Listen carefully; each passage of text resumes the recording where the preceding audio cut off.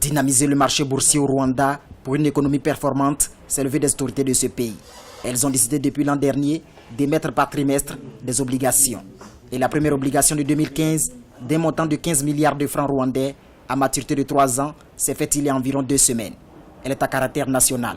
Cette obligation connaît un véritable succès auprès des firmes implantées au Rwanda et aussi de la diaspora rwandaise. Par exemple, aujourd'hui, on a beaucoup de gens, beaucoup d'individus qui ont souscrit à cette obligation de 15 milliards. Par exemple, nous-mêmes, j'étais assez surpris qu'on a pu lever entre 400 et 500 millions de francs rwandais pour cette obligation, qui représente pour une dizaine ou une quinzaine de personnes, d'individus.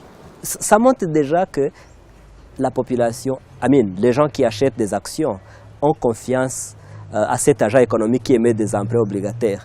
Il est sûr qu'après autant d'années, quand j'achète mon action, à terme, j'aurai mon argent plus les intérêts. Le marché des capitaux est encore embryonnaire au Rwanda et le récent emprunt obligataire a été massivement souscrit sur le marché primaire grâce aux banques disposant de réserves financières avoisinant les 20%. Mais les petits investisseurs ont eu certaines difficultés à acheter des actions sur le marché secondaire. Quelquefois, les gens, ils viennent tard et n'arrivent pas à accéder au marché primaire, donc ils viennent sur le marché secondaire. Or, sur le marché secondaire, nous avons un problème d'offre par rapport à la demande. La demande est plus grande que l'offre.